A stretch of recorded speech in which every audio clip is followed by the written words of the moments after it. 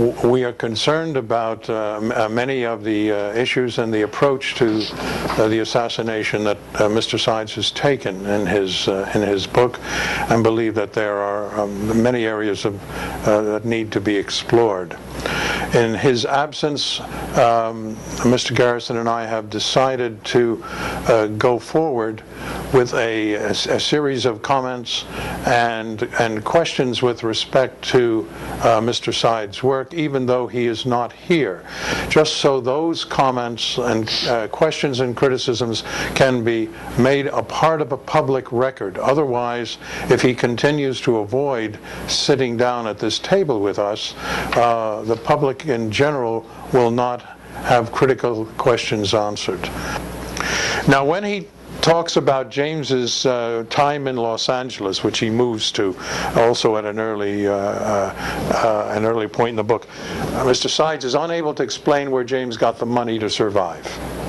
He speculates, and one of the problems that we have with this author and his work is that he speculates a great deal. He even puts words in James's mouth, as though he's writing a work of fiction, but giving it historical significance. And one of the disturbing things about this book, which is really more fiction than nonfiction, is that he did not make any effort to interview witnesses who had vital information.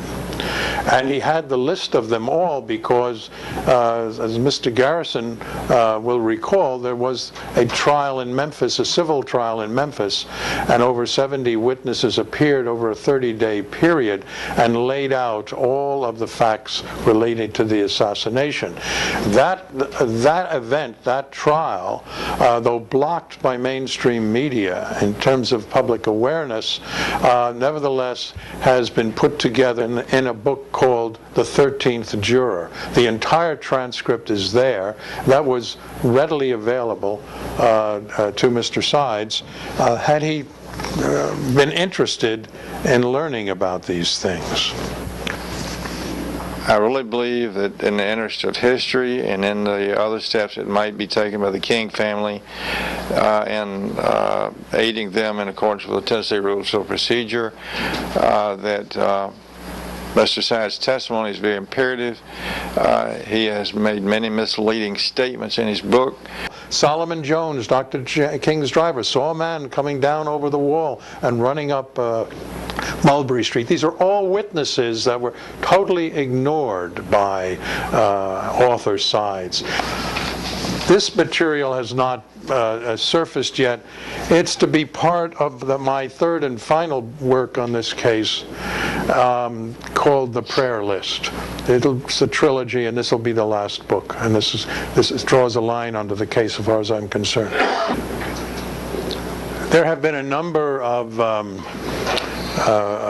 authors who have put out books that support the official story on this case. I don't need to go down the list. Mr. Sides is only the latest. In many ways, Mr. Sides' work is far more insidious, sinister than the others, because at least in terms of the other authors, including Gerald Posner, who's now been pretty much blacklisted because of plagiarism charges against him. But even Posner attempted to do an investigation, to lay some kind of factual foundation for a position, however difficult it was, and tried to lay a foundation for it. This is not the place to go through all of the trial. That's covered in the 13th Juror. It's also not the place to go through all of the new evidence that has now come to us. But it is this unilateral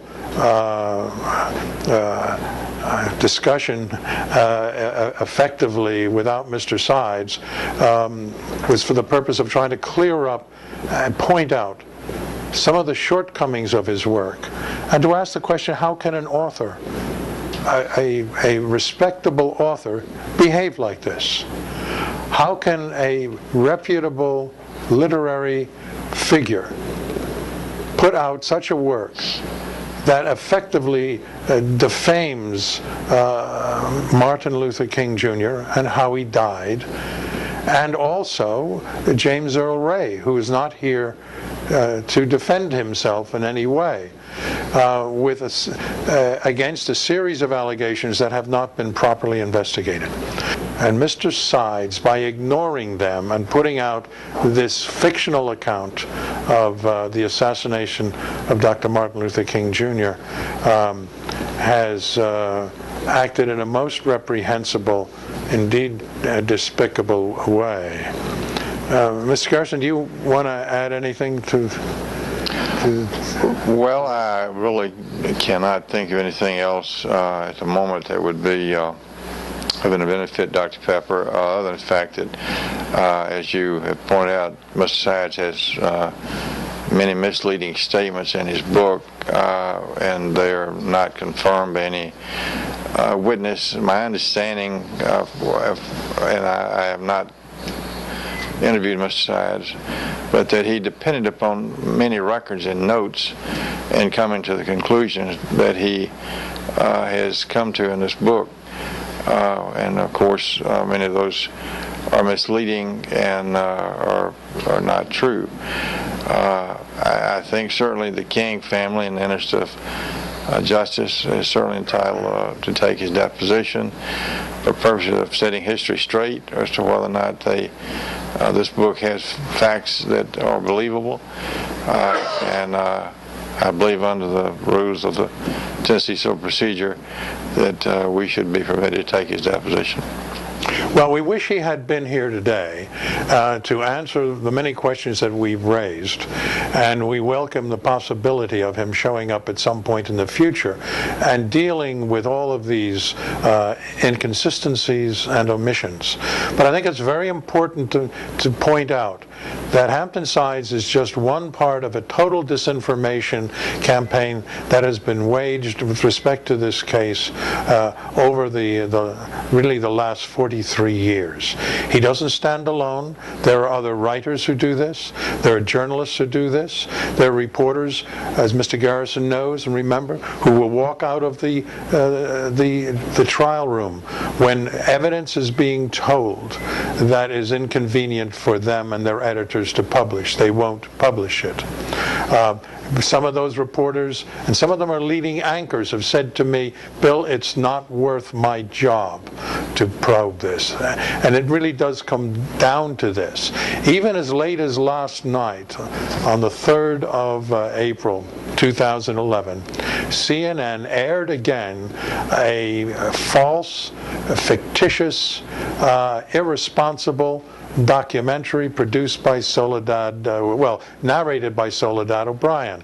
And they have been put on notice by us time again of all of the omissions, all of the inaccuracies, and yet they still go forward with this program that misinforms, disinforms the American people about this case. It's a pattern the American people have to become aware of, because it not only does it affect this case, but it's going to affect any case in which governmental involvement takes place. As Mr. Garrison remembers, it took a jury 59 minutes hearing evidence and reviewing evidence from witnesses and documents, 59 minutes to effectively exonerate James Earl Ray, and to find agents of the government of the United States, the state of Tennessee, and the city of Memphis responsible for the assassination of Martin Luther King Jr. So I think we'll close on that note and look forward to seeing Mr. Sides at another time.